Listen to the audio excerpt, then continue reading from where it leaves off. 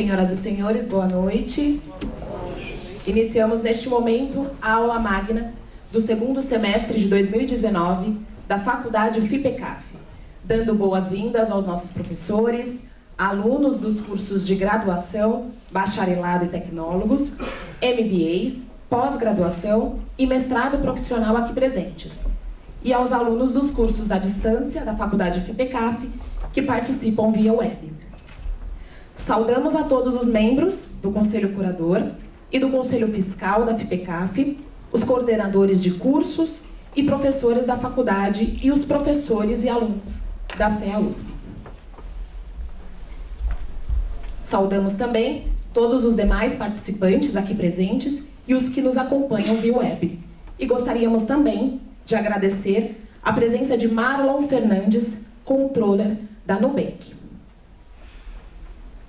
Avaliada pelo MEC como a 9ª melhor instituição de educação superior do Brasil, de acordo com o Índice Geral de Cursos de 2017, a Faculdade FIPECAF é considerada pioneira e referência na discussão de temas contábeis e financeiros. Em 2018, 77% dos nossos cursos de graduação em ciências contábeis foram aprovados no exame de suficiência do Conselho Federal de Contabilidade, o CFC. Convidamos para compor a mesa diretora da cerimônia as seguintes autoridades: professor Reinaldo Guerreiro, presidente do Conselho Curador da FIPECAF e docente da FEA-USP.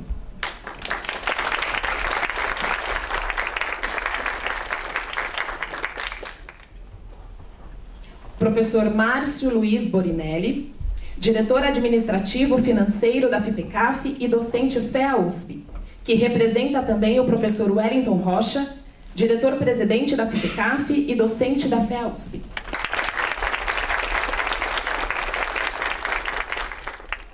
Professor João Domiraci Passês, diretor de cursos da FIPECAF e docente da FEA-USP.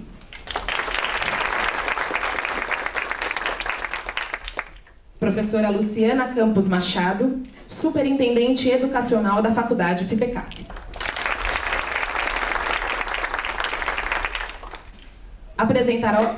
Apresentaremos agora a equipe de coordenadores e advisors da Faculdade FIPECAF.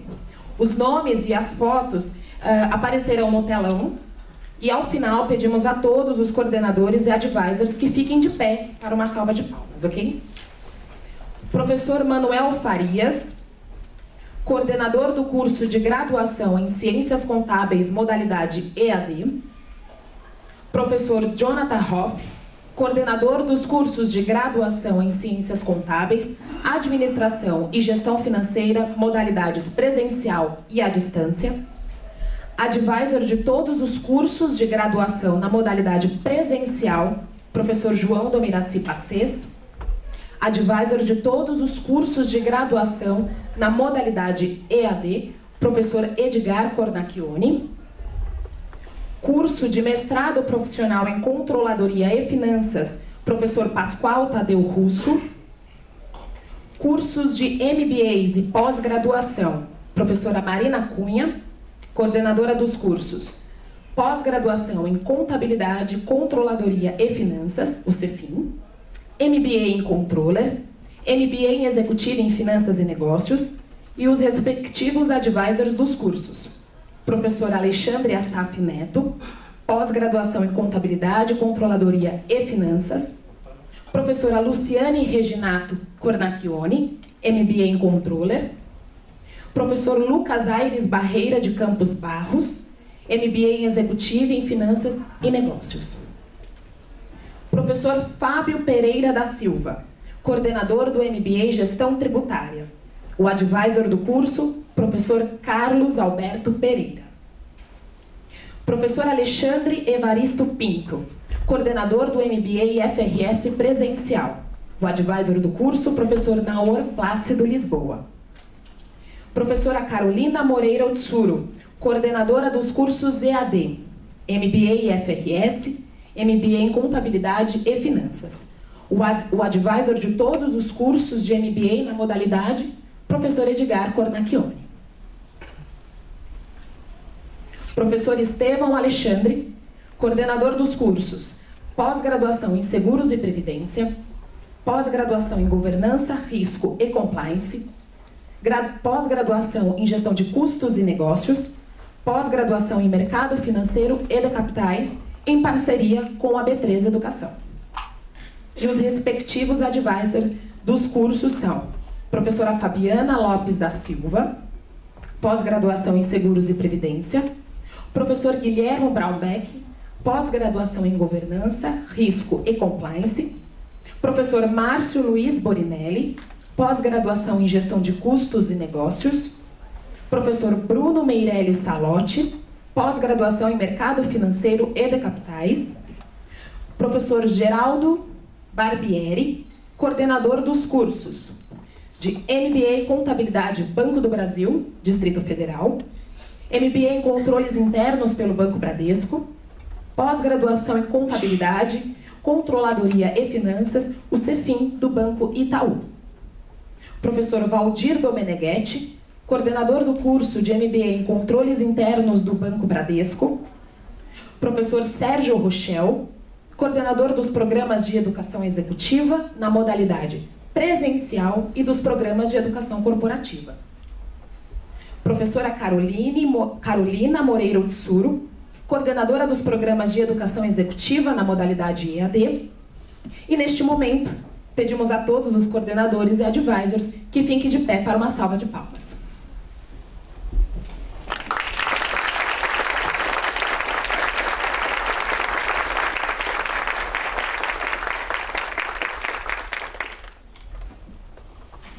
Para falar, convidamos o nosso anfitrião da noite, o professor José Afonso Mazon, que infelizmente não pôde comparecer, mas convido o professor Reinaldo Guerreiro, presidente do Conselho Curador da FIPECAF e docente da FEA-USP. Boa noite a todos.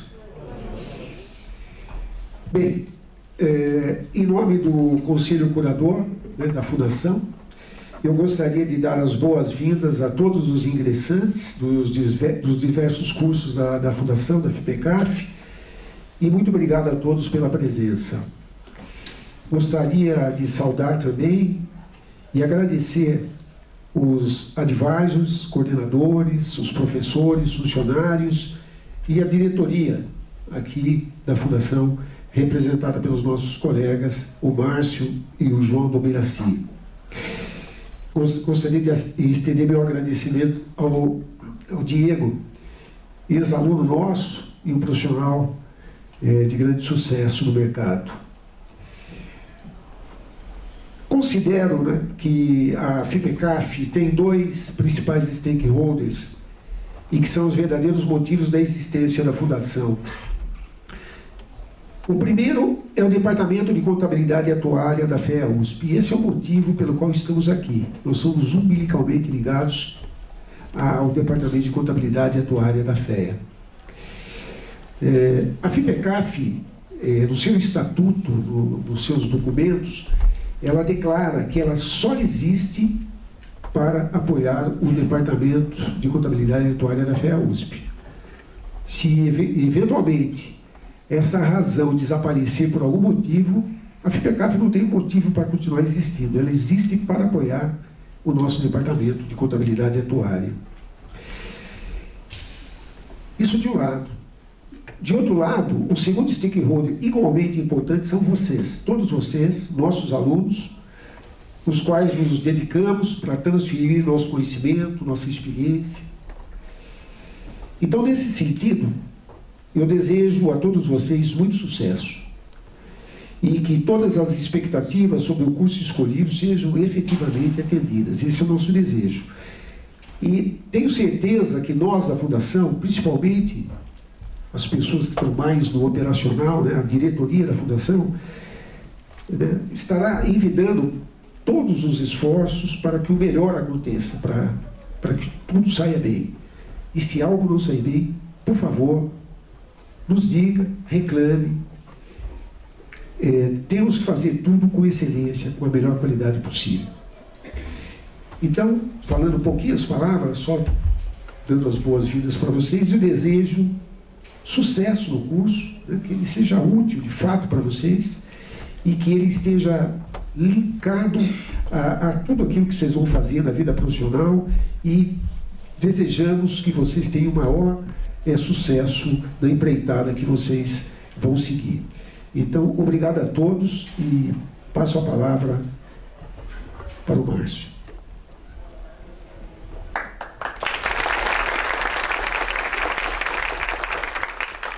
E para falar em nome da diretoria executiva da FIPECAF, convidamos o professor Dr. Márcio Luiz Borinelli, diretor administrativo financeiro da FIPECAF. Sejam muito bem-vindos, alunos, professores, coordenadores e colaboradores. De modo especial, eu gostaria de cumprimentar a todos aqueles nossos alunos novos que nos acompanham pela internet. Esse é um momento muito especial para a família FIPECAF, porque nós celebramos a chegada dos nossos novos alunos, os nossos novos membros dessa família, e ao mesmo tempo homenageamos aqui, nesta noite, aqueles que por aqui passaram e se destacaram. Um dos momentos importantes da nossa cerimônia é premiar os alunos de destaque nos seus respectivos cursos. Talvez alguns de vocês estejam se perguntando de por que nós estamos realizando esta aula magna aqui no prédio da FEA-USP e não no prédio da FIPECAF, né? Antes de responder, eu gostaria de, em nome do professor Reinaldo Guerreiro, agradecer à diretoria da FEA, que gentilmente nos acolhe nessa casa. A FEA é uma das faculdades de Economia, Administração e Contabilidade da Universidade de São Paulo, é uma das mais de 40 faculdades e institutos que nós temos aqui na universidade. Dentro da FEA nós temos 3 departamentos, o Departamento de Administração, o Departamento de Economia e o Departamento de Contabilidade e Atuária. E a cada um desses departamentos está ligado, está associado a uma fundação de apoio. Então, no Departamento de Economia, nós temos a nossa irmã mais velha, que é a FIP, que certamente é muito conhecida de vocês, índices econômicos, estudos de mercado, uma série de coisas. A nossa irmã mais jovem, a FIA, ligada ao Departamento de Administração, e a FIPECAF, que é ligada ao Departamento de Contabilidade e Atuária. A FIPECAF completou, no dia 1º de agosto último, 45 anos de existência. E como o professor Reinaldo Guerreiro acabou de dizer, a missão número 1 da FIPECAF é apoiar o Departamento de Contabilidade e Atuária da FEA-USP no desenvolvimento de pesquisa de ponta, na disseminação do conhecimento. E algo que comprova esta relação muito forte é que na FIPECAF nós temos hoje 8 objetivos estratégicos, e o objetivo estratégico de número 2 é fortalecer esta relação que existe entre a FEA, a USP, o Departamento de Contabilidade e Atuária e a FIPECAF. Uma prova disso, vocês podem ver aqui nesta casa e vão ver ao longo de todo o curso. A grande maioria dos professores da faculdade FIPECAF foi formada aqui nesta escola. Boa parte dos nossos professores fizeram graduação, mestrado e doutorado aqui na FEA-USP. Então isso é um motivo de muito orgulho para nós. E além disso, um outro ponto importante é que a FIPECAF tem sido reconhecida nacionalmente como uma instituição de referência nas áreas que ela atua. Contabilidade, controladoria, custos, orçamento, finanças, atuária, tributos, governança e assim por diante. De todos esses cursos que vocês acabaram de ver. Esse reconhecimento, pessoal, tem acontecido porque, sistematicamente, a FIPECAF tem cultivado fortemente 4 valores muito importantes: integridade, justiça, profissionalismo e meritocracia.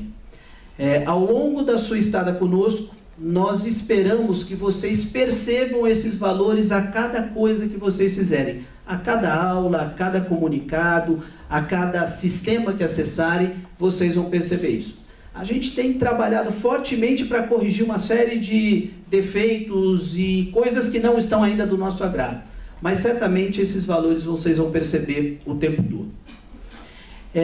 Apesar de atuar há 45 anos no mercado de pesquisa e educação, a FIPECAF, enquanto faculdade FIPECAF, ela é uma instituição muito jovem. A faculdade foi criada no ano de 2011, portanto ela não tem ainda 10 anos de existência. Mesmo assim, ela tem conquistado uma série de coisas importantes. Eu gostaria de nominar algumas. Então, o nosso curso de graduação em Ciências Contábeis, ele é hoje nota 5 pelas avaliações do MEC, tanto na modalidade presencial como na modalidade à distância. Só para vocês terem uma ideia da importância disso, pessoal. No Brasil, nós só temos hoje 9 cursos de Ciências Contábeis na modalidade EAD com nota 5. 9 cursos. E a FIPECAF está entre esses 9. Então, isso é um motivo de muito orgulho.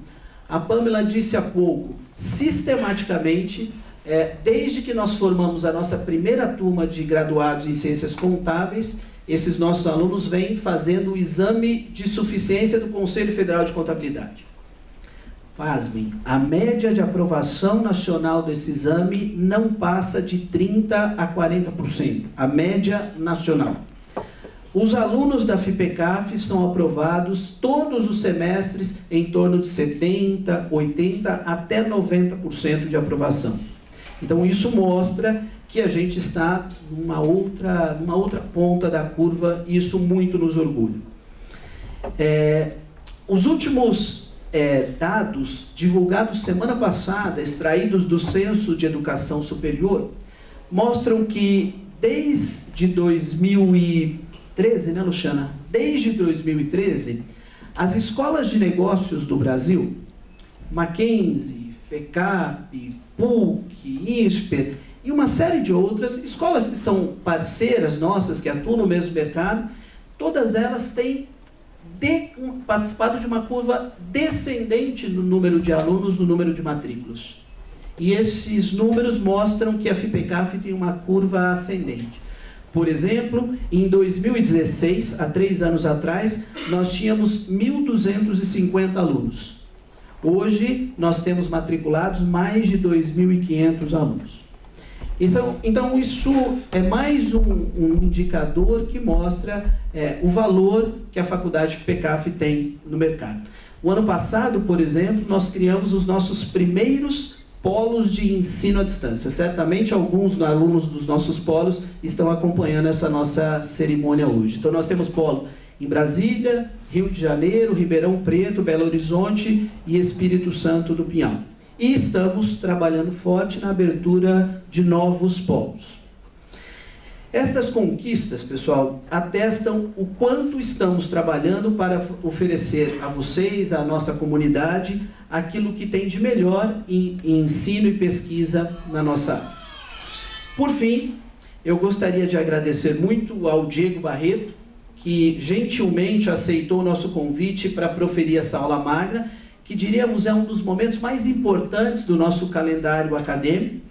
E esse ano, Diego, de uma forma muito especial, muito diferente, porque pela primeira vez a nossa aula magna será proferida por um ex-aluno FIPECAF, que vai contar um pouquinho da sua trajetória de sucesso no mercado. Então, mais uma vez, muito obrigado pela sua presença. Eu gostaria, de novo, de agradecer a todos pela presença, desejar uma excelente palestra e que vocês tenham muito sucesso durante e após a passagem de vocês pela nossa escola. Da mesma forma como todos nós sentimos muito orgulho de sermos FIPECAF, nós hoje estamos orgulhosos e felizes de recebê-los aqui na família FIPECAF.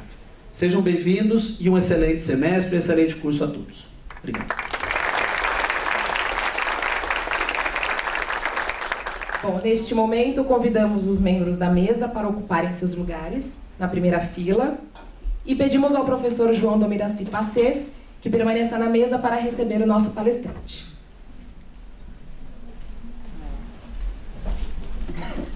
Bom, boa noite a todos e boa noite também àqueles que nos acompanham pela web.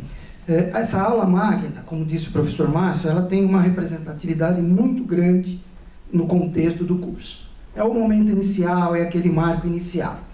Normalmente, as aulas magnas que existem, né, até hoje, elas buscam trazer para a palestra pessoas com conhecimentos, com experiências, com ensinamentos para trazer e demonstrar para vocês. E é uma tradição trazer pessoas, há uma tendência natural, com mais tempo de vida, não velhos, com mais tempo de vida. Mas a sociedade está mudando, a velocidade das coisas hoje é enorme, né? Internet, comunicações instantâneas, e o acúmulo de conhecimento e experiência também tem sido mais veloz. Então, no passado, era muito raro você encontrar uma pessoa com 40 anos assumindo postos elevados nas instituições.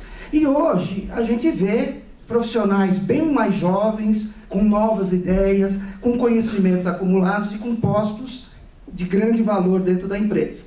Nós temos aqui hoje a presença do Marlon, que nos brindou com uma palestra no passado, que é um jovem controller do Nubank. E, em função disso, nós na FPCAF estamos procurando trazer, ultimamente, essas pessoas mais jovens. Velhos, bastamos eu, o professor Reinaldo, né? Velhos nós já temos bastante. Então, hoje nós temos a honra de contar com um palestrante jovem, que tem uma carreira aí brilhante, com pouco tempo de vida. Obviamente, ele tem um fator muito positivo, que foi ter feito um curso na FPCAF, com certeza colaborou na formação dele, e ele vai nos brindar com uma palestra e trazer para nós os conhecimentos, as experiências que ele teve, e que tem, apesar da pouca idade. Então, como disse o professor Márcio, eu quero agradecer ao Diego por ter nos aceitado o nosso convite, e convido a fazer a sua aula.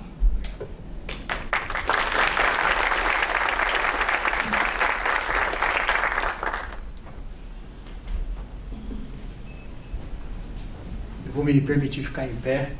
Boa noite a todos. Obrigado, segunda-feira à noite, por estarem aqui, ao invés de estar em casa vendo novela, Jornal Nacional. É um prazer muito grande voltar a casa. Não era aqui exatamente que eu estudava, mas durante quase 2 anos, todos os sábados da minha vida, isso provavelmente deve ter causado um potencial divórcio. Eu frequentei a FPCAF, de onde tirei muito nessa trajetória que me trouxe até aqui. E o professor João falou de um ponto bem interessante, que é a questão do atual mundo, né? Quem é o profissional hoje, quais são as características dos profissionais, das empresas, etc. É exatamente isso que eu queria falar. Não quero falar aqui da minha carreira, não quero perder muito tempo falando do iFood, mas eu queria tirar exatamente um pouco das características ou dos atributos e o porquê, qual é o contexto que está no entorno dos atuais profissionais brasileiros. A gente vai falar aqui mais focado naturalmente em finanças, mas essa talvez seja uma revolução que esteja acontecendo no Brasil, ainda bem. Eu me tornei um diretor financeiro aos 27 anos de idade, eu tenho hoje 36, apesar da calvície. Eu sou advogado de formação. Eu trabalho numa empresa que é o iFood, que tem 7 anos de vida. O iFood, para quem não tem noção do tamanho, o iFood foi uma das primeiras empresas da América Latina a se tornar um unicórnio, ou seja, uma empresa com valor acima de $1 bilhão. Uma empresa que no ano passado liderou a maior rodada da história na América Latina para levantar capital. E o iFood faz hoje 18 milhões de entregas por mês. Esse é o último número atualizado que a gente disponibilizou, esse número já é muito maior do que isso. Por que eu estou colocando esses atributos? Não é para dizer que eu sou bom e nem para dizer que o iFood é bom. Isso é exatamente para a gente ter um gancho para discutir como é possível uma pessoa jovem, como é possível uma empresa tão jovem atingir algumas coisas quando no passado, né, isso era inimaginável. Contexto. A gente vem de uma situação, infelizmente no Brasil, que nunca favoreceu a competição. O Brasil é fruto de uma sociedade escravocrata, ditatorial, elitista sob todos os aspectos, político, econômico, intelectual e etc. Nós formamos uma sociedade, ao longo de toda a nossa história, mais de 500 anos de história desse país, que basicamente conseguiu criar uma série de barreiras gerenciadas por muito poucos, que como consequência favoreceram muito poucos. É assim quando a gente olha para a história política do Brasil, e o bisavô fez o avô, que fez o filho, que está fazendo agora mais um monte de gente na carreira política. Os historiadores fizeram seus sucessores assim, economicamente a gente se fez assim, e é aí que eu queria chegar. Nós criamos no Brasil uma economia que nunca favoreceu a competição. Nunca favoreceu a competição. Nós formamos grandes empresas no Brasil, isso é verdade. Nós temos grandes talentos no Brasil, isso é verdade. Mas nós formamos uma economia eminentemente pró-grupos. Historicamente, esse país, ele levantou barreiras, leia-se, impostos de importação, ausência de acordos de livre comércio, entre outras 500 mil particularidades do Brasil, para favorecer poucos. Então a gente olha para cada setor da economia, tem 2, 3, 4 empresas. Olhem, para onde quiser. Tentem achar um setor extremamente dinâmico, em que empresas nascem, ficam grandes e morrem por causa da competição, o que é extremamente saudável para um país. Isso é sinônimo de eficiência, isso é sinônimo de que alguém está buscando alguma coisa melhor, está ficando melhor e alguém não está acompanhando. É raro, é raríssimo. Isso causou uma série de problemas no Brasil. A ausência que a gente tem de empresas globais, não as financiadas pelo BNDES, é exatamente por isso. A ausência que nós temos de empresas exportadoras de tecnologia é exatamente por isso. A ausência que nós temos de empresas extremamente ambiciosas, não empresas que crescem 5% ao ano, corta 2% de custo, crescem 5% ao ano, corta 2% de custo, e assim segue a vida inteira. Não é dessas empresas. São de empresa dinâmica, empresa que se reinventa, empresa que cria oportunidade, empresa que tem um instinto animal apurado. Nós não conseguimos criar isso ao longo da história. E aí uma série de empresas se acostumaram com isso. Aliás, todas as empresas no Brasil se acostumaram com isso. Até que veio um fenômeno que muita gente viu, mas pouca gente raciocinou, que se chama globalização. E do ponto de vista do que eu estou conversando aqui, isso se chama integração. A gente pode deixar de falar globalização para falar integração. Integração da cadeia logística, integração dos mercados financeiros pelo mundo, integração das telecomunicações, fluxo de pessoas, a própria estabilidade econômica e política brasileira de alguma forma agrega nesse processo, entre outras coisas que a gente poderia citar. E por que isso é importante? Porque no momento que o mundo começa a se integrar, eu tenho um efeito que é a eliminação da barreira. Pode continuar colocando imposto de importação, pode continuar não assinando contrato, acordo bilateral, pode continuar aumentando a burocracia, pode continuar fazendo um monte de coisas. No momento em que você integra, você reduz custo transacional, fica fácil vir para cá e montar alguma coisa aqui dentro. Essa é a grande mudança que existe nos últimos 15 anos no Brasil. E aí, para vocês pensarem de uma forma muito simplista, se alguém aqui foi para os Estados Unidos na década de 90, vocês devem se lembrar como era conseguir um visto, conseguir um passaporte. Meses, filas, papéis, preço, era um caos. Comprar uma passagem aérea, caos. Conseguir mandar o teu filho e ter a tranquilidade que ele ia estar bem lá, ou seja, conseguir falar com ele, conseguir dar a tranquilidade financeira, caos. Quem é pai aqui hoje sabe como isso funciona. Você faz tudo isso em uma semana, emite a passagem, embarca no outro dia, fala com o teu filho por telefone. Esse exemplo extremamente simplista que eu dei da vida de um brasileiro típico, significa que a forma como o brasileiro passou a enxergar o risco, o esforço, mudou completamente. O que o meu pai tinha de barreira para superar, para falar, filho, vai para os Estados Unidos, para a Disney. Hoje eu não tenho. De novo, esse exemplo simplista, ele serve para mensurar a sua noção do quão difícil é para se dar um próximo passo. Isso pode parecer besteira, mas isso não é besteira quando você pensa na formação de uma geração. Então vejam, você tem de um lado a criação de oportunidades do ponto de vista econômico, porque as barreiras, elas de alguma forma vão ficando transponíveis por causa da integração, por causa da globalização. Na outra ponta, você tem um lado comportamental. Exemplos simplistas de novo para a gente conseguir materializar isso. Se eu, na década de 90, tivesse um problema na escola, tivesse razão e reclamasse com o diretor, e ele não quisesse me dar atenção, o que ele fazia? Nada. Ele mandava ir para a sala. Hoje eu vou no Facebook e digo, poxa, aconteceu isso na minha escola, eu tenho um problema. Isso parece besteira. Isso não é besteira. Eu cresci entendendo o quanto era difícil falar e ser ouvido. Logo, a minha capacidade de mensurar o esforço era baixa. Porque eu mal saía do lugar numa série de questões, porque tudo era difícil. Um moleque hoje, que a gente fica criticando, dizendo que essas pessoas de hoje querem trabalhar, não tem comprometimento, não tem um monte de coisa, isso para mim é papo de quem não está afim de mudar.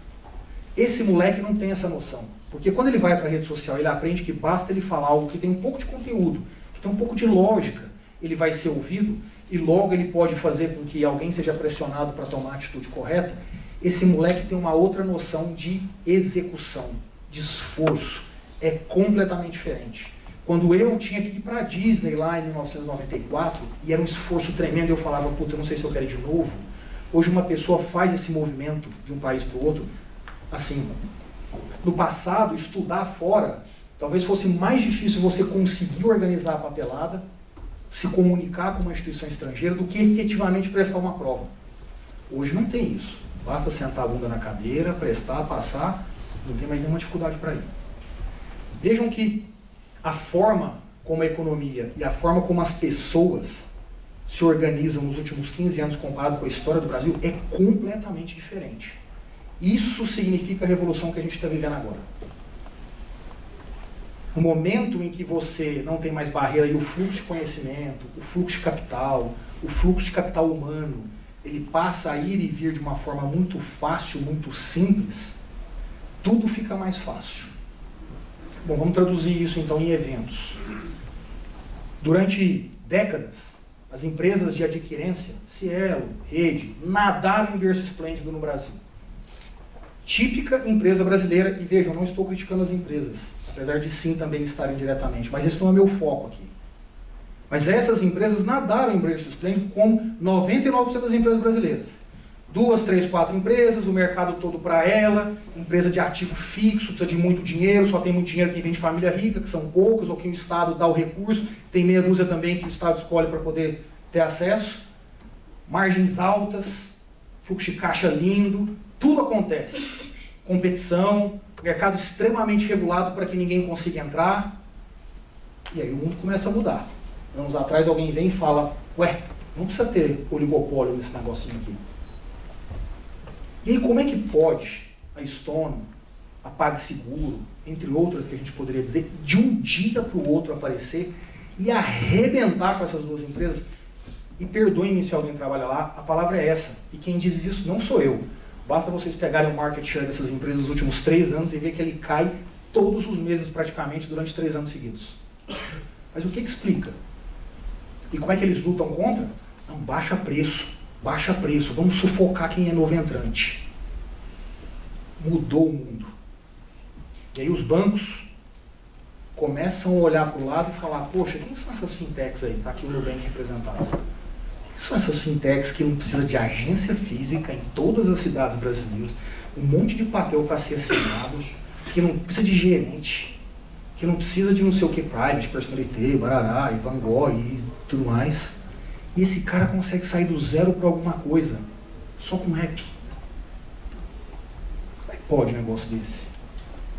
E os bancos ficaram durante 100 anos, volta mais uma agência, propaganda na Globo, chegamos a todos os municípios do Brasil. Qual é a lógica?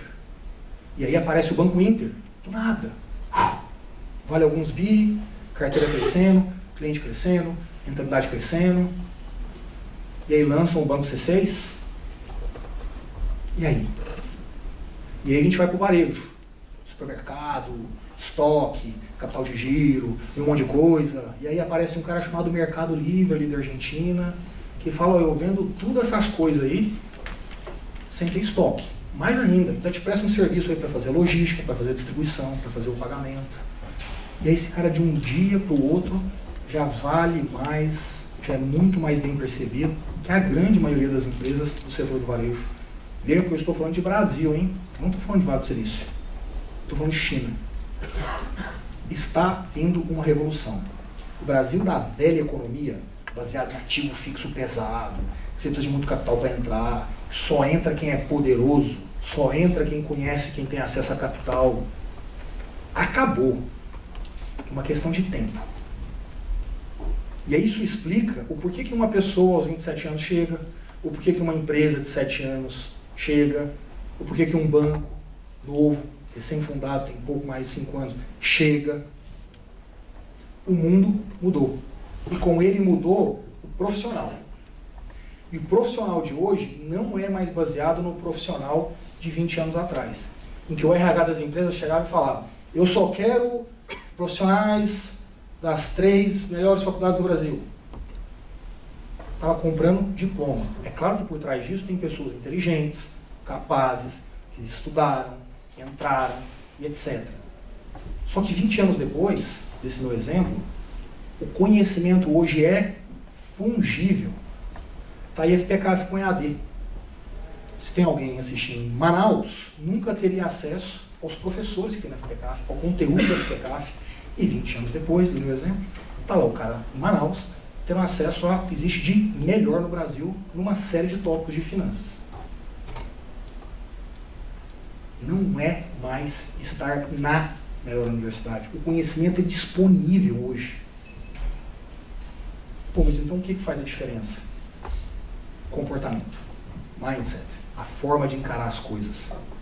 Não contrato quem é o primeiro colocado. Contrato a pessoa que me prova que já fez coisas que ninguém mais fez. No trabalho? Não, na vida. Pessoas com capacidade de superação, de aprendizagem rápida, de colaboração. Não existe mais a figura do cara brilhante. Isso é coisa de empresa velha.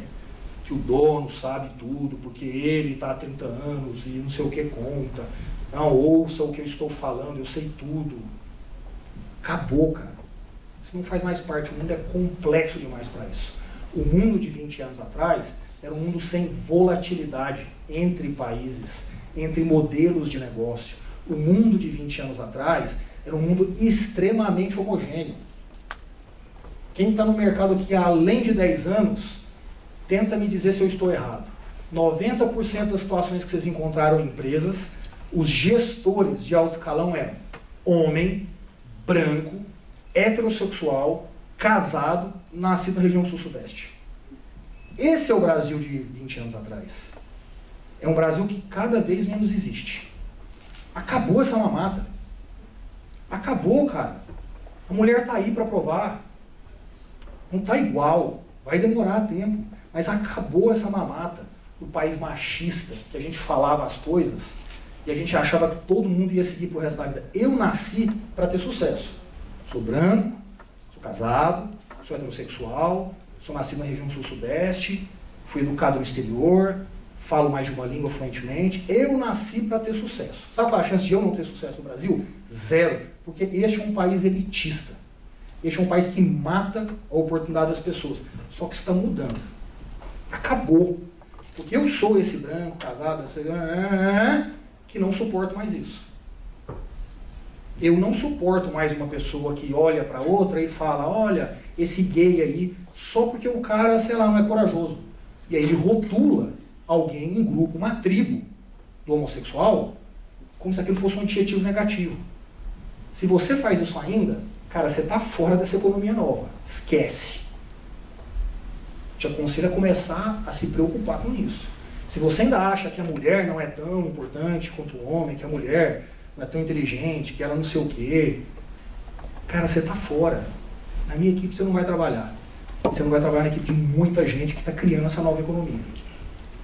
Quem é o profissional financeiro de hoje é a pessoa que tem capacidade de entender essas coisas. Mas, Diego, o que isso tem a ver com finanças? Tem a ver que finanças cada vez mais é um negócio próximo do negócio. E negócio toma decisão com base em tendência, com base em cenário, com base em informação, não com base em preconceito. Hoje, no meu time, eu tenho 120 pessoas, não tenho só finanças, eu tenho legal, estratégia, M&A e outras coisas. No meu time das 120 pessoas, 15 pessoas são pessoas de tecnologia. Eu tenho uma célula de tecnologia dentro do meu time que faz duas coisas: robotização e inteligência artificial. Pô, mas em finanças? É, em finanças. Você sabe por quê? Porque o ser humano não vai lidar mais com a quantidade de informação que tem disponível hoje. Você vai querer me convencer que você é o cara foda da planilha de Excel? Cara, você tá por fora, velho. Não é. Não existe mais isso. Você vai me convencer que você é bom porque lá você fica pagando um monte de DARF no RP da sua empresa? Fudeu. Você não vai ter emprego no futuro. A gente elimina processo. Não para poder cortar custo. Se tiver ineficiência, é evidente que eu vou reduzir. Mas esse não é o objetivo. O que, by the way, é o objetivo de 99% das empresas brasileiras, porque elas são da velha economia. Porque na cabeça delas, não existe reinvenção de modelo de negócio para você crescer todos os anos. Isso quer dizer que a gente lá no iFood vai ter sucesso para frente? Para sempre? Não. Isso quer dizer que a gente é foda? Não. Isso quer dizer que a gente tem um mindset, a gente tem uma cabeça que busca isso constantemente. Não quer dizer que a gente vai acertar sempre. A gente cresce lá 100% ao ano por 8 anos seguidos. Acima de 100%. De onde vem isso? Tem um cara super inteligente lá? Não. O Diego tipo, é um super gêniozinho? Não. O que existe lá é muita colaboração. O que existe lá é muita ideia. O que existe lá é vulnerabilidade. Pessoas que vão lá pra frente falam, eu errei, eu faço uma equipe, uma reunião com o meu time, a cada 3 meses, em que eu vou lá para dizer o que eu fiz de errado naquele trimestre.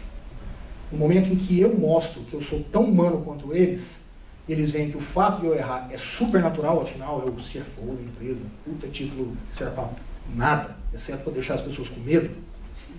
Essa é a verdade, porque infelizmente a psicologia explica, a gente é muito movido a essa percepção de símbolos. No fundo, o que essas pessoas veem é a materialização de que é possível errar e nada acontece, desde que você erre muito rápido, erre com responsabilidade, levante a mão muito rápido, aprenda com o que você errou para conseguir ajustar, ou para dizer, não vale a pena mais fazer isso. Esse é o novo profissional de finanças, o profissional que entende que o mundo não é mais um mundo em que você projeta 12 meses de um budget perfeito, que eu tenho certeza que vai dar certo. Errou. Se você acha que a projeção do seu budget de 12 meses vai dar certo, você já errou aí. Já está errado na premissa. O mundo de hoje não admite isso. A competição migra no mundo com muita velocidade. O capital migra com muita velocidade. Como é que você é capaz para entender a sua estratégia de pricing e projetar por 12 meses? Não. Você é capaz de entender quais são as principais alavancas e é capaz de trabalhar de forma muito rápida para ir fazendo os ajustes táticos daquilo. E você tem uma limitação geral chamada budget, mas não necessariamente linha por linha, como a grande maioria das empresas da velha economia faz. Olha, sua linha de salários no mês de maio variou 2%. E aí? Serviu para quê essa informação? Para nada. Zero. Essa é a nova economia. É nisso que a gente acredita, é nisso que eu acredito, e é isso que mais do que tudo para mim eu acho que é bom para o Brasil. Eu espero que da jornada que vocês vão enfrentar aí pela frente, vocês consigam tirar todo esse conhecimento, colocar na cabeça, mas acima de tudo, entender o comportamento que leva vocês para um outro patamar. Que encontrem pessoas aqui nesse ambiente para se inspirar, para falar, porra, se ele chegou, o que está por trás disso? Não é só inteligência. Porque tem muita gente inteligente que não chega. O que está? Onde é que está o espírito animal que leva uma pessoa até um certo lugar? Onde é que estão as grandes decisões? Como é que eu tomo as grandes decisões? Saber fazer valuation, saber fechar um balanço, escrevam. Todos vocês vão conseguir fazer. Vocês estão numa puta casa, com uns puta professor, todos vocês vão fazer. Tem alguma coisa além disso. E é exatamente com essa provocação que eu queria concluir aqui e abrir para a gente bater um papo. Obrigado, boa noite.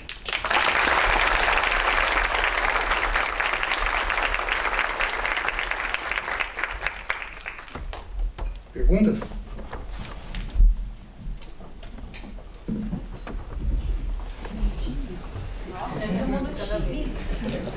Fala que vale bem.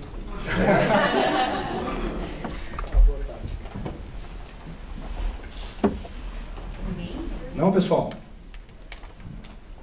Quer falar?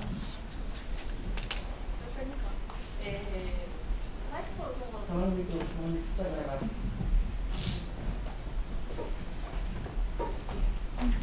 Ia perguntar. Boa noite, pessoal. Oi? Coordenadora dos cursos de CEFIN, Executivo de Finanças e Negócios. Quero te levar para o curso de Executivo de Finanças e Negócios, porque é muito na linha que a gente tem pensado, então muito bacana escutar isso, porque a gente tem discutido internamente que é esse o caminho que o curso vai levar, então muito bacana escutar isso. Luciano, semestre que vem a gente pode levar, né? Você aceita o convite. E MBA Controller. Eu ia te perguntar sobre as dificuldades do iFood, o que você sentiu por ser Brasil, né? Que você comentou que tem toda essa amarra, que tem toda essa dificuldade. O que você sentiu, apesar do crescimento? Imagino que aconteceram aí algumas histórias, não sei se você pode comentar com a gente. Cara, a maior dificuldade que a gente tem é achar gente. O problema não é o lado técnico, não. Tem muita gente no Brasil muito boa. O problema é achar o brasileiro com um comportamento que a gente acredita, que a gente quer. A gente, por exemplo, tem uma cultura extremamente de empoderar as pessoas. As pessoas realmente tomam decisões, as pessoas realmente assumem para si os riscos das decisões. E é muito difícil achar gente com isso. Eu vou dar um exemplo prático. Uma das áreas que eu tenho sob minha responsabilidade é a área de procurement, a área de compras. Quando eu cheguei lá no iFood, a política de compras do iFood tinha 15 páginas. Hoje ela tem uma página. Uma das coisas que diz nessa uma página é assim, cara, se você conhece essa empresa muito bem, se é de domínio público, não tem nada que você vai ter vergonha de dizer que contratou essa empresa, não passe pelo compliance. Se eu vou contratar a FIPECAF, para que eu tenho que passar a FIPECAF no compliance? Contratar a Oracle, tem que passar no compliance? Não. Se eu for contratar a IBM, não. Pão de Açúcar, não. Por que as pessoas passam no compliance? Porque a gente se acostumou a fazer processo. Mas por que vai passar no compliance? Ah não, porque se der problema eu estou resguardado. Essa é a cultura do brasileiro. Bota o processo aí, faz todo mundo fazer, demora 2 semanas, não tem problema. Entope a pessoa do compliance de trabalho. Pra quê? Agora, se for o Zezinho da esquina, tem que passar no compliance.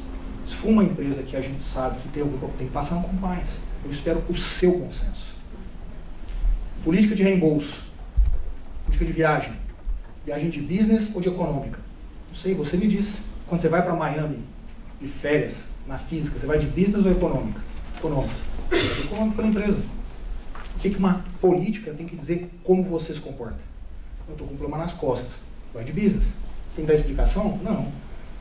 Mas e aí, Diego? E se um dia descobrirem alguma coisa errada? Demite. Simples. Demite. Bom senso, comportamento. Isso é muito difícil achar. Então a gente contrata muita gente, mas a gente tem um processo de adaptação dessas pessoas que leva tempo. Porque as pessoas não estão acostumadas. A gente não gosta de correr risco, isso é verdade. A gente adora processo. Chega lá nas empresas, tem aquelas manual lá de 300 páginas, não lê nenhum. Mas na hora que tem que fazer alguma coisa, vai lá e vê direitinho para não dar problema. Aí, beleza, você cria áreas de controles internos, áreas de auditoria interna, áreas de não sei o quê. Cara, não é com o reembolso do restaurante que eu quero que o cara de controles internos perca o tempo. Eu quero que esse cara vá ter um puta problema na minha plataforma. E não o recibo do restaurante. Ô Diego, mas talvez você perca algum dinheiro porque um dia alguém vai lá e de alguma forma... Sim, talvez. É possível, bem possível. Mas e aí? Por outro lado, eu deixei uma empresa extremamente ágil. Extremamente ágil. Extremamente ágil. Então, essa é a maior dificuldade que a gente tem. Achar gente capaz de conseguir entender isso. Quando você fala isso para vocês, quando vocês ouviram isso, não é intuitivo. Como assim? Não é mesmo intuitivo. Então, essa é a maior dificuldade. Achar brasileiros que tenham essa capacidade de entender rapidamente o que é viver numa empresa que tem essa cultura ágil de verdade. A gente tem, por exemplo, uma outra coisa, para isso tudo funcionar, você tem que ter uma coisa dentro de casa, um atributo chamado transparência. Aí se eu falar assim, quem aqui é transparente? Todo mundo fala, todo mundo é transparente. É tipo assim, toda empresa fala, nós somos inovadores. Tipo, quem olha no espelho e fala, não, eu não sou inovador, eu sou um puta de um cara retrógrado, sou atrasado, ninguém fala isso. Ninguém fala. Nós não somos transparentes. O brasileiro não é transparente. Essa é a realidade. Eu gosto de dar um exemplo que costuma chocar as pessoas, eu não me importo em continuar chocando. o momento mais especial da vida de uma pessoa é achar aquela pessoa que você ama. Em teoria, você acha uma pessoa para viver pro resto da vida. Pelo menos é a premissa original de qualquer relacionamento. O momento mais íntimo do relacionamento de duas pessoas é o sexo. Quantas vezes vocês pararam para discutir o sexo com um parceiro que vocês amam? Para falar, cara, isso aqui não é legal. Nem fudendo. Vocês escrevem quantos de vocês já fizeram isso. Porque a gente não é transparente, cara. Pô, é o momento mais íntimo da sua vida. Uma pessoa que, em teoria, você quer ficar pro resto da sua vida. E você não tem coragem de falar, ó, isso aqui não é legal. Qual o problema de falar que isso aqui não é legal? Ué, tem que acertar tudo? Não, fala, cara, isso aqui não é legal, isso aqui não é legal. Mas, cara, transporta isso desse exemplo simplista que eu dei, que em teoria deveria ser o mais fácil de falar. Tem um momento mais íntimo, com a pessoa que em teoria você vai ficar pro resto da vida. Leva isso para o ambiente de trabalho. Você não fala a verdade. Lá a gente fala. Lá a gente fala muito a verdade. O brasileiro não está acostumado com isso. Se você não tem capacidade de fazer isso, você não cria um ambiente de inovação. Porque as pessoas se sentem intimidadas, sempre. As pessoas se sentem intimidadas. Então esse é o nosso grande desafio hoje. Não é, você fala assim, é produto? Não, não é produto, cara. Tem um monte de gente com ideia boa. Não tem uma pessoa lá com uma ideia genial que é foda, só aquele cara pensa. Todo mundo é bom, tem um monte de ideia. Se eu não crio um ambiente para que isso aconteça, eu não consigo fazer efetivamente essas coisas acontecerem.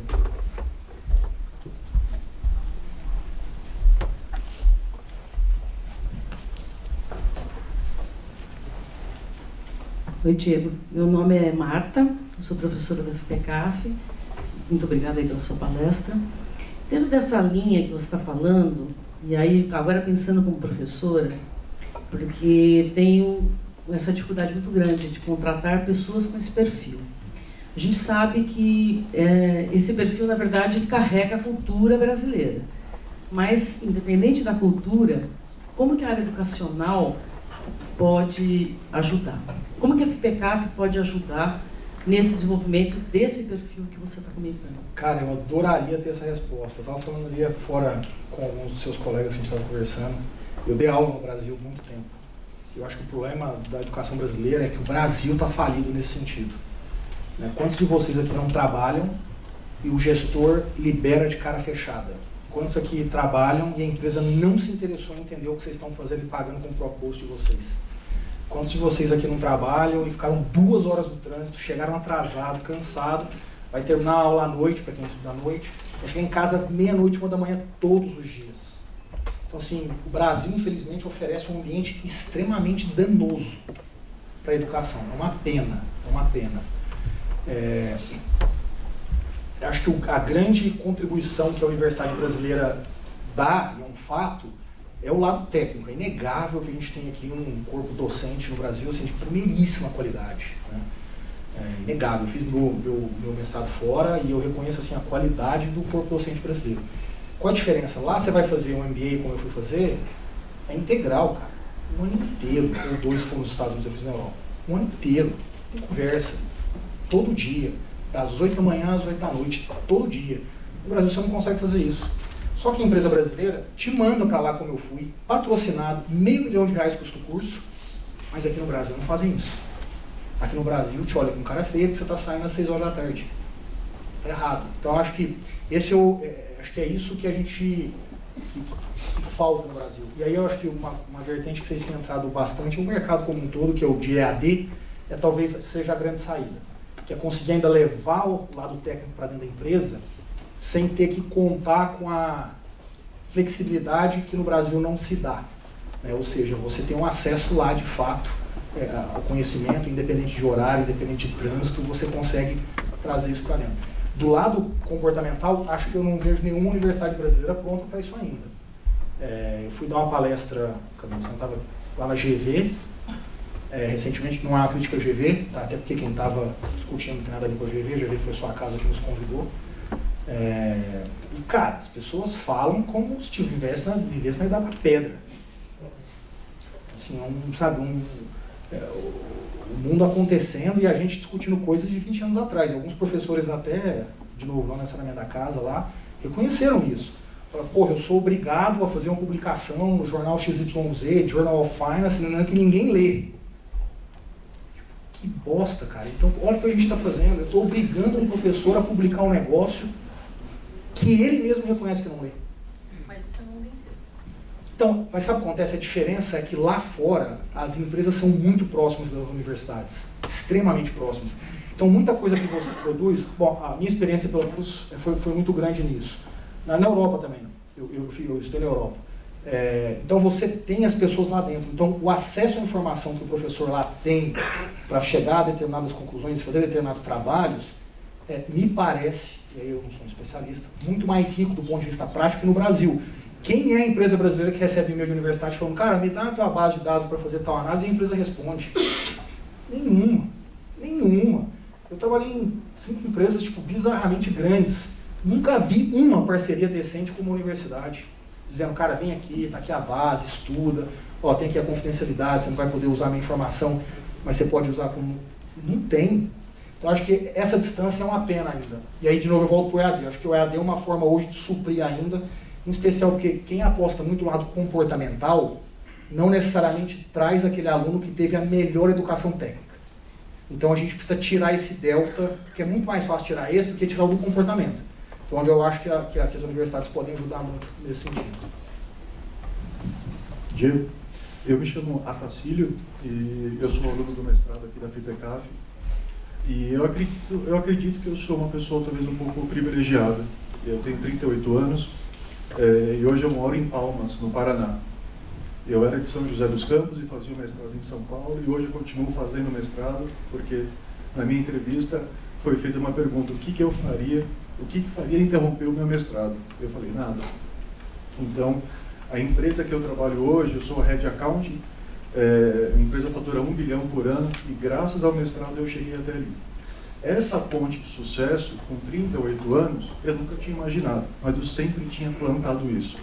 E o presidente, para quem eu me reporto, ele fala, não, a empresa patrocina as viagens, quer que eu faça, ele falou, cara, vai adiante.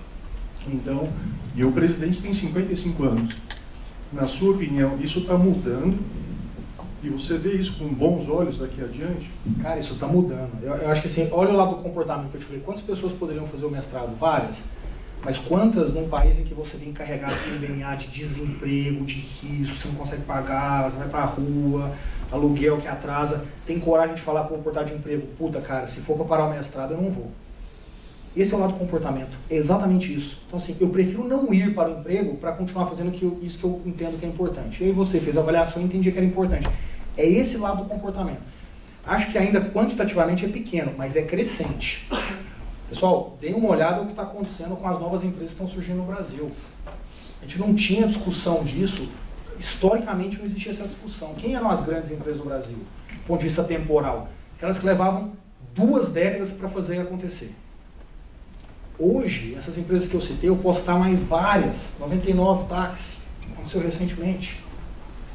Gympass, para quem não conheceu ainda. Arco Educação, para quem não viu ainda. Listada na NYSE, em Nova York. Eles têm meia dúzia de anos. Gympass tem meia dúzia de anos. Vale mais de 1 bi. Créditas, mercado financeiro.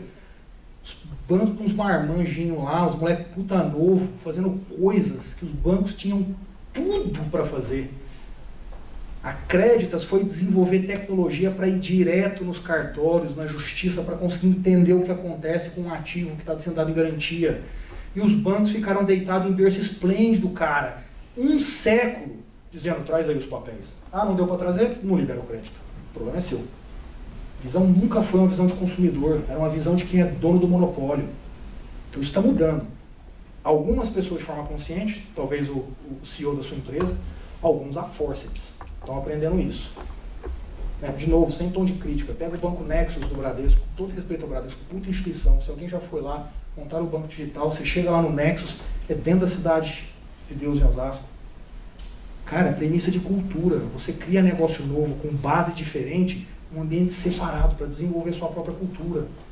Aí você chega lá no Bradesco, que tem uma cultura própria, super respeitada, faz todo sentido porque eles construíram, mas você está criando um banco que não tem nada a ver com aquilo. E você coloca no mesmo lugar. E tem cases no mundo tão claros disso. Nestlé e Nespresso. Nespresso foi o primeiro movimento B2C da Nestlé na história. A patente foi feita no final dos anos 80. A Nespresso só aconteceu no começo dos anos 2000, quando eles separaram isso de lá, colocaram em outra cidade. e falaram, cria aí uma empresa B2C, porque o cara dentro de um monstro B2B não conseguia criar a lógica, a dinâmica, o modelo de negócio de uma empresa B2C. Tá aí a Nespresso. Quem não conhece, quem não toma, quem não paga caro pra caralho pra tomar um café, que no fundo a maioria de nós, incluindo eu, é idêntico ao café filtrado que minha mãe faz. Pra mim, ignorante no paladar. Quem entende de paladar, vê a diferença. O ignorante aqui não vê e paga. Essa lógica é uma lógica que a gente ainda tem dificuldade no Brasil. Por quê? Porque, pessoal, eu fui dar uma palestra 3 meses atrás numa empresa de capital aberto aqui no Brasil, sobre diversidade. Eu sou um apaixonado desse tema.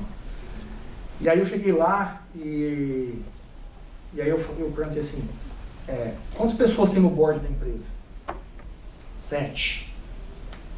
Eu falei, vocês já fizeram alguma pesquisa de mercado para ver quem é o tomador de decisão da compra do seu produto? Aí eles responderam, já é a mulher, é a dona de casa, especificamente, que em 80% das vezes é quem toma a decisão na família para comprar aquele produto. Eu falei, ótimo. Quantas pessoas no board são mulheres? Nenhuma. Aí você está coberto de razão, com certeza. Lógico, afinal você, mais 6 homens, são totalmente capazes de entender a cabeça de uma mulher. É para isso que serve a diversidade, né? É para exatamente conseguir trazer perspectivas diferentes. Mas não, um cara desse responde o quê? Não, mas eu tenho uma sensibilidade óbvia, eu consigo ver por outros ângulos. Claro, alguém olha no espelho e fala, não, eu sou um puta cara troncho, eu só olho reto. Lógico que não, ninguém faz isso, cara. Basta ler um livro de psicologia que você compra no Graal, que está escrito isso lá. Então, o movimento está acontecendo. Absolutamente ele é pequeno, relativamente ele é pequeno, mas ele é um movimento que está claro para todo mundo. Oi, Diego, boa noite. Meu nome é Patrícia. Eu trabalho com consultoria tributária e eu me inscrevi agora no curso de MBA FRS. A minha pergunta, ela pode parecer um pouco mimimi, mas é uma coisa que eu estou sentindo bem na pele, né? Eu trabalhei durante 8 anos numa empresa de consultoria e com a maternidade eu quis buscar outras visões, outros horizontes. E, infelizmente, eu sou mulher, profissional e mãe para algumas pessoas. E eu participo de alguns grupos de liderança feminina e a frase é sempre a mesma. Como que a gente consegue demonstrar para a pessoa que somos bons profissionais e mães? E, infelizmente, hoje, em 2019, a gente ainda tem muitos problemas e muitas questões que esbarram nessa qualificação no seu currículo, porque você é mulher e mãe e você não poderia se dedicar ao trabalho. Como que você vê isso? Cara, você está coberto de razão. Isso é um problema que 99% de vocês têm na cabeça, incluindo as mulheres, de aceitar isso. Eu vou dizer como é que eu encaro isso. Primeiro, eu não sou machista. Veja, não é que eu não sou machista, eu sou cada vez menos. Eu trabalho muito a minha cabeça para deixar de ser. Segundo, que eu adoro dizer que a Carol, minha esposa, ganha mais do que eu. E ela é mãe, assim como eu sou pai. Lá em casa, a gente faz as coisas meio a meio. Amanhã, às 6 da manhã, quem acorda para dar mamada à Olivia sou eu. Quem dá todos os dias 11 sou eu. Eu não ajudo a Carol. Essa é minha responsabilidade. Então, o começo da sua pergunta, da sua resposta isso depende da consciência do homem que está na sua frente. 99% deles não admite isso para você. Nunca vai admitir isso para você. No iFood, recentemente, a nossa gerente jurídica, chama Renata Schiffler, para quem quiser olhar no LinkedIn, ela foi contratada há cerca de 6 meses atrás, grávida. A Renata foi aprovada, a gente ligou para fazer a proposta para ela, e ela falou, puta cara, acabei de descobrir que eu tô grávida. Eu falei, eu tô grávida. Você vê como, olha como esse lance da sociedade pega. Eu falei, Renata, qual o problema? Se eu estivesse contratando para fazer um trabalho de 1 ano, eu estaria em consultoria. Não estaria atrás de um talento. A Renata dá a luz quinta-feira agora. Então ela ficou 6 meses trabalhando na empresa, vai ficar 6 meses fora e volta depois. Nossa, Diego, você ficar 6 meses sem uma pessoa. Tipo, eu quero a Renata por 10 anos lá, cara. Quem pensa assim? Meia dúzia de pessoas no Brasil. Esse é um problema, cara, que eu não acho que você vai mudar conversando com alguém, explicando isso para alguém. Porque nós aqui somos machistas, nós aqui somos preconceituosos.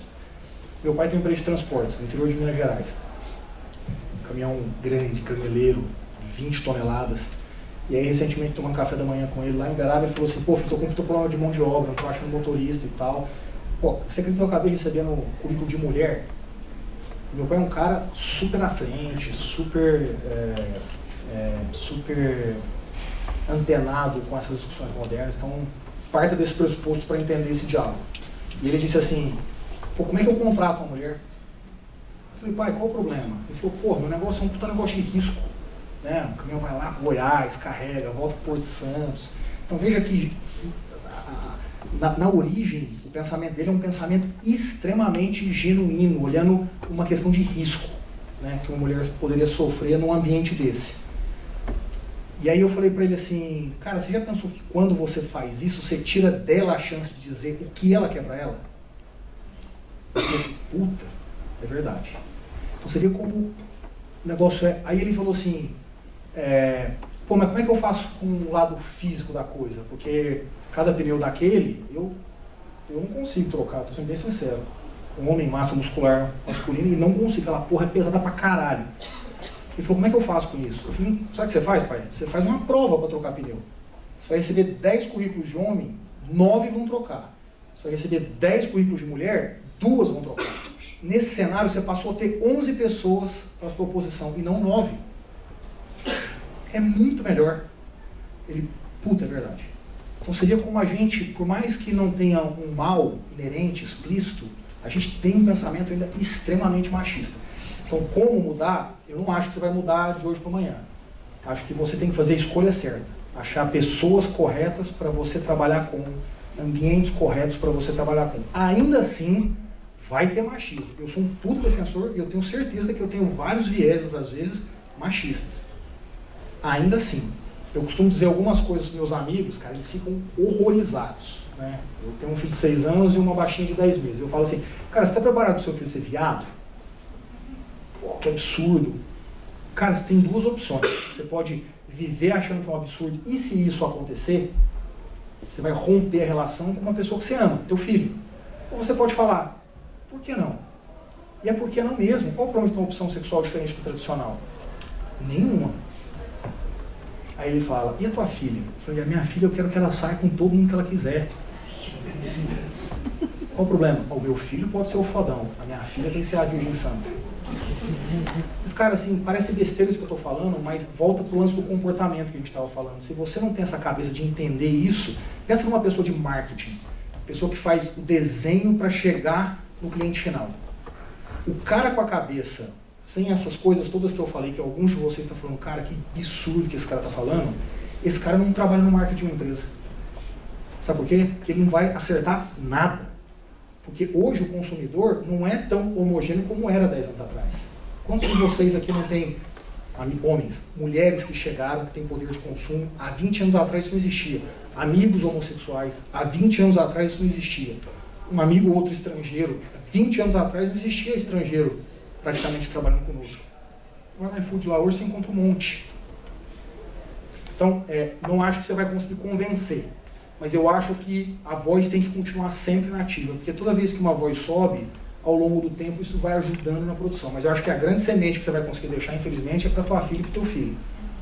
Fazer deles pessoas muito melhores que, infelizmente, algumas que a gente convive não são. Diego, meu nome é Bruno Pettioli. Como você, eu acredito na mudança e no empoderamento e no straight talk. Por isso estou fazendo uma mudança de carreira e sou mestranda agora da FPCAF. Como líder, qual que foi a principal dificuldade, qual a principal adaptação que você teve que fazer na sua forma de ser para internalizar esse straight talk, essa nova forma de liderança? Abrir mão do poder. Foda, cara, quando você cresce, você vai ficando poderoso, né? Poderoso no sentido de você ter mais decisões para tocar, para tomar. É muito difícil abrir mão disso. Assim, é um exercício constante. O exemplo simples que eu gosto de dar é assim, para quem que já fez um PowerPoint super bonitinho, você dá para alguém fala, cara, isso aqui não tá legal, não sei qual, mas dá um comichão pro gente falar, velho, foi meu PowerPoint. Não é? Esse é um exemplo idiota que eu estou dando. Eu gosto de exemplo muito simples, porque ele materializa muito fácil para todo mundo. Cara, é um inferno. Abrir mão disso é foda. Mas a mágica, a beleza disso é que você abre mão 1, 2, 3 vezes e vê que o resultado no final deu exatamente o mesmo. Com palavras diferentes, com formatos diferentes, com uma linha de raciocínio diferente, mas que chega no mesmo lugar. E você vê que a pessoa faz. Nesses momentos que eu, particularmente na minha carreira, fui descobrindo que eu não era um cara inteligente. Assim, tipo, o cara acima da média. Na verdade, você começa a acreditar que você que você sabe, que você domina. Até que você vai abrindo mão e falando, vamos ver se isso acontece. E acontece. E aí a coisa vai. Então, assim, eu acho que essa foi a grande mudança que eu fiz na minha vida. Ainda hoje é difícil. Né? Ainda hoje é extremamente complexo fazer isso, porque todo mundo acha que é um pouco artista, né? Que o que faz é melhor do que o de todo mundo. Todo mundo é assim. Eu acho que essa foi a principal. A segunda, que ela é quase tão importante quanto a primeira, é a questão da transparência. É muito difícil ser transparente, cara. É muito difícil ser transparente, porque ao mesmo tempo que você é transparente, você tem que aceitar a transparência de volta. Então, por exemplo, na minha comunicação, eu mudei muito a minha forma de falar sobre isso. Por exemplo, nesse final de semana retrasado, tive que concluir um negócio em casa, e aí mandei para 2 pessoas do meu time, e falei, cara, o trabalho ficou muito ruim. Então, assim, eu tive um problema de comunicação, ou vocês não se dedicaram. Então, quando a gente terminar isso aqui, a gente senta e a gente vai entender. Então, você veja que eu não parto do pressuposto que o trabalho é ruim porque você fez. Que talvez eu não falei, contexto lá, as pessoas estão esperando, estão querendo, o horário, não sei o que, o conteúdo profundo, não é superficial. Então, o fato de você ser transparente te torna humilde também, porque você tem que se colocar na posição de quem provavelmente foi o originador do problema. Acho que essas são as 2 grandes mudanças. Gente, eu sei que a conversa está sensacional, a gente poderia passar mais algumas horas aqui explorando você, né? Tá todo mundo adorando pelas carinhas, mas a gente vai ter a nossa última pergunta, tá bom? Rodrigo, Marco Antônio Granado, mestrando, turma 5, enfim, eu acho que é muito importante essa reflexão que você está trazendo aqui para cada um de nós, né? Mas eu faço uma reflexão, gostaria de compartilhar com você para que a gente definisse algo. O Brasil hoje passa por, até então, um desemprego muito grande, né? Nós temos aí o ensino cada vez mais caótico, né? Nós temos aí a capacitação profissional péssima, né? As empresas necessitando de profissionais competentes e capacitados, vagas em número muito grande abertas e elas não conseguindo atender essa necessidade. E quando assim o faz e quando assim o coloca, tem colocado dentro do seu rol de profissionais e acaba não conseguindo mantê-los, porque a rotatividade e, de certa forma, eu diria que eu tenho visto como profissionais mais jovens, né, buscando, por questões de pequenas montas, alterar a sua posição para outras empresas, né, e, consequentemente, isso gera uma desestruturação muito grande, até para quem administra, até para a estrutura como um todo.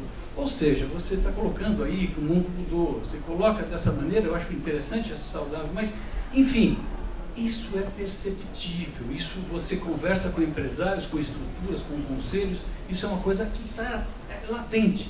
Ou seja, como isso pode ser resolvido na sua concepção e qual o conselho que você dá para, de certa forma, que isso minimize? Cara, eu acho que isso de novo, eu gosto muito de simplificar os exemplos porque facilita o entendimento. Esse é o mesmo problema que você deve ter com sua esposa, que a maioria das pessoas tem. A gente começa um relacionamento, é legal, a gente se gosta, a gente vai criando um monte de características diferentes ao longo do tempo e aí o relacionamento não fica bom. Ainda que a gente viva e não separe, mas já não é mais aquela coisa. 80% das pessoas, esse número é meu, talvez não sejam 100% felizes nesse sentido de ter um relacionamento leve, que vai, que a pessoa não quer ir embora, não quer fazer a rotatividade dela. Então isso é do ser humano. Né? Isso é do ser humano. A gente cansa, a gente quer se reinventar, a gente tem dificuldade de entender. A psicologia e a psiquiatria explica muito bem que depois dos 30 anos de idade, a gente começa a ter uma dificuldade muito grande de aceitar o novo. Né? A gente começa sempre a dizer, não, mas o passado, mas na minha época, mas eu não sei quem dizia. A gente tem essa dificuldade. Então, se você me perguntar isso, eu acho que o grande ponto é você ter capacidade de se reinventar. E reinventar, para mim, tem muito a ver com transparência. E você dizer, cara, isso eu tenho dificuldade, mas o que está por trás aí que eu não estou entendendo? O que eu não gosto em você, o que eu não estou conseguindo satisfazer como gestor, ou como quem está sendo gerido por você. Eu acho que a rotatividade também, grandemente, está ligada a isso. Para mim, o grande exemplo é, a maioria das pessoas diz, não, mas essa geração não é comprometida, não quer trabalhar, qualquer coisa pede para sair, qualquer coisa não sei o quê. E qual o problema? A pergunta é, o problema é a geração toda, ou é quem hoje tem o poder e diz, tem que ser como eu sempre fiz? Né? Ou seja, quando a gente fala assim, não, mas essa geração, tudo agora é mimimi, propósito, e qual o problema? Tem problema? Por que tem que ser como na minha, lá na do meu pai, que não tinha isso? Era entrar no trabalho e trabalhar 20 anos na mesma empresa. Não tem problema ser como era na dele, nenhum. Mas também não precisa ser só igual a dele. Cabe a mim, como gestor, identificar essas coisas. Então eu vou te dizer uma coisa. Eu tenho 120 pessoas no meu time. Eu converso one-on-one com todos durante o ano. Não tem uma única pessoa, única dos 120. Uma vez por semana, eu faço um almoço com pelo menos 4 a 6 pessoas, todas elas abaixo de um nível de coordenadoria. Eu me preocupo com o clima da empresa. Eu me preocupo com o que está acontecendo. Eu tento entender quais são os problemas. Eu gasto muito tempo com isso. Por que eu posso gastar tempo com isso? Porque eu não me acho o cara mais inteligente. Porque eu tenho certeza que dali vai sair 80% de ideias melhores do que as minhas. Então, ao não ter que concentrar tudo na minha mão para dizer, deixa que eu assino, que eu faço a avaliação final desse Excel, que qualquer um coloca na célula o que quiser, ao invés de eu fazer isso, eu permito que essa pessoa se empodere, eu permito que ela corra algum risco, e eu vou gastar meu tempo fazendo isso. Achando pessoas que são foda, dando dinheiro para essas pessoas, para elas sentirem mais, para as pessoas que não estão aí com dinheiro, dando outras coisas. Tem pessoas lá no nosso time, a área de legal também fica sob minha responsabilidade. Data Privacy é uma área super nova no Brasil. A Camila, que é a advogada que toca essa área, cara, é uma apaixonada pelo tema. Nesse nível aqui, ó. Liguei para ela 2 semanas atrás, a gente acabou de distribuir o Stock Option, uma nova rodada de Stock Option, que 6 pessoas do meu time ganharam. Ela foi uma delas. Eu liguei para ela e falei, Camila, e aí, feliz? Ela, cara, super, aquela reunião que eu te falei deu certo. A cabeça dela não está no Stock Option. Tipo, a chance que ela tem de ficar milionária se a empresa continuar atuada. E a resposta dela foi, cara, aquela reunião que eu te falei foi animal. Camila, eu tô falando do Stock Option. Não, super. Então veja, para algumas pessoas ficar milionário é o que ela está pensando ali agora. Para outras, a menina está surfando um negócio que não existe no Brasil, ela está fazendo parte da criação, que é a discussão de data privacy no Brasil. Então eu acho que esse é o grande ponto, assim, o turnover vai existir, mas se você não tiver essa percepção como gestor, você vai ficar enxugando gelo, a vida inteira. Hoje eu tive uma pessoa que me perguntou assim, como é que você faz para reter pessoas? Para mim, Diego, é ser vulnerável perante elas e entender a vulnerabilidade delas. Quando elas me enxergam como um ser humano e logo elas têm mais liberdade para se abrir e eu enxergá-las como um ser humano, a gente consegue se entender. Nem sempre dá casamento. É natural. Várias coisas que acontecem na vida. Mas na grande maioria das vezes, a gente consegue estabelecer uma conexão. Não necessariamente a gente é amigo. Nós não somos uma família. Eu repito isso pro meu time constantemente. Nós somos um time. Revezamento 4%. Tem que ter os 4 mais rápidos para poder ganhar a medalha de ouro lá nas Olimpíadas. Não é família. Não existe lealdade. Você é leal a mim. Leal coisa nenhuma. Nós somos profissionais. Nós exigimos muito um do outro e nós crescemos um com o outro. E o dia que o Diego não funcionar bem? Tem que mandar embora. Dá um feedback, dá 2 meses, dá outro feedback, dá 2 meses, não deu? Diego, infelizmente você... mas o iFood... Não é tudo nada, cara, faz parte. Então eu acho que esse lance da vulnerabilidade que te conecta de fato com as pessoas e te permite, então, achar os pontos para realmente segurar as pessoas que você quer segurar. É isso?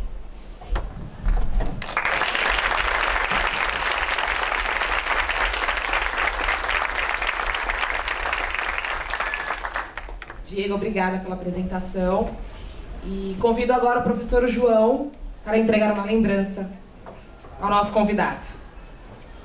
Falei, ó, se fosse uma empresa de compliance e tal, eu já nem podia aceitar, porque já ia ficar a impressão que o João, sei lá, é um vinho, não sei, tipo, tá comprando dinheiro. Antes de entregar o presente para o Diego, eu fiquei preocupado. O que eu vou fazer agora com a minha máquina de datilografia? Tá lá na minha casa, e agora?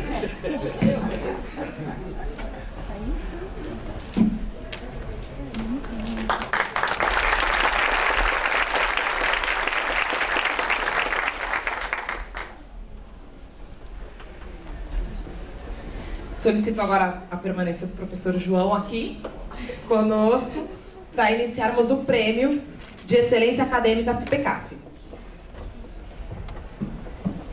Este prêmio ele foi instituído pela Faculdade FIPECAF visando reconhecer o desempenho de seus docentes e discentes.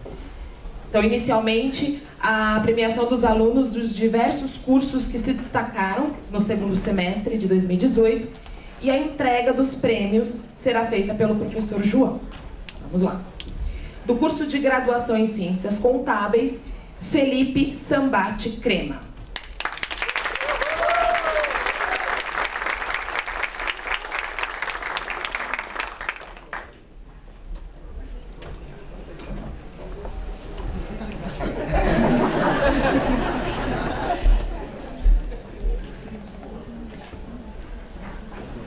Do curso de MBA em Gestão Tributária, Tiago de Melo Silveira.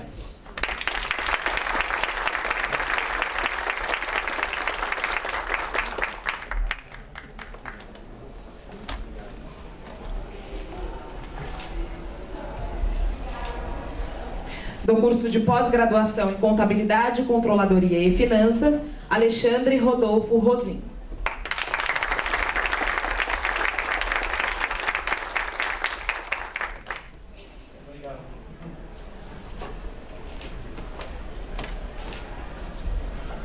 Do curso de MBA Controller, Ricardo Kazuyoshi Murata.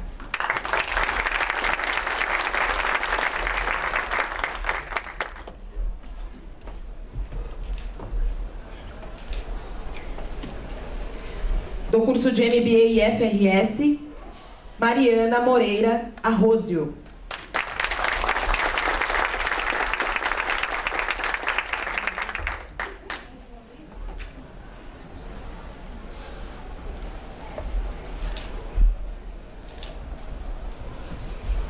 Do mestrado profissional em Contabilidade e Finanças, a aluna Márcia Regina Belmiro Araújo de Souza, que infelizmente não pôde comparecer. Do curso de pós-graduação em Gestão de Governança, Risco e Compliance, Regiane Marcondes Carregari.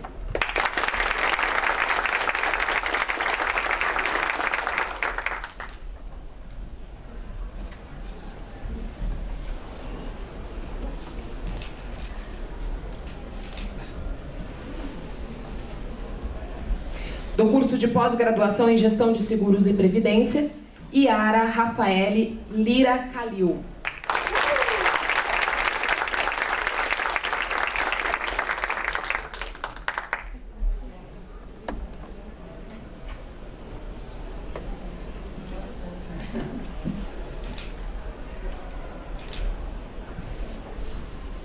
Bom, agora a premiação dos docentes que se destacaram no primeiro semestre de 2019.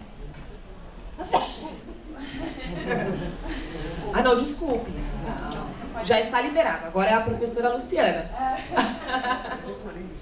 Superintendente educacional da FIPECAF. Chamamos à frente agora os docentes. Marta Cristina Pelúcio Greco, do mestrado profissional em Controladoria e Finanças.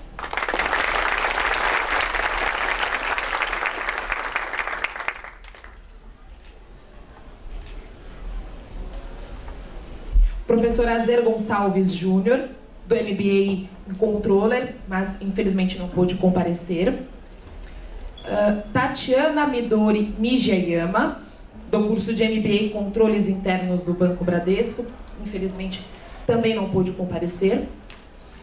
José Roberto Rosa, do MBA em Gestão Tributária. Magali Aparecida Camazano, do MBA em FRS.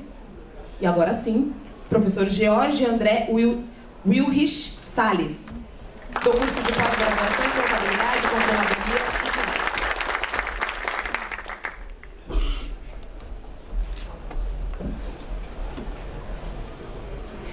Daniele Leite Gonçalves, do curso de pós-graduação em Gestão de Seguros e Previdência.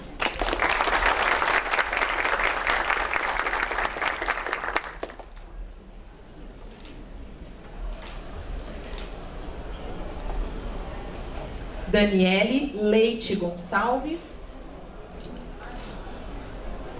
Gestão de Seguros e Previdência. E agora Caio Augusto Tacano, pós-graduação em Gestão de Governança, Risco e Compliance.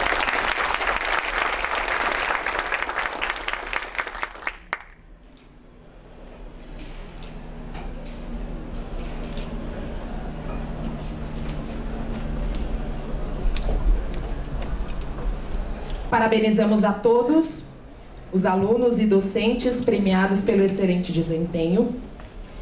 Nós agradecemos a presença de todos os nossos professores, todos os nossos alunos. Um ótimo semestre para vocês. Sejam bem-vindos à família FPCAF, assim como o professor Márcio disse. Será um prazer recebê-los. Até a próxima. Tenham todos uma boa noite.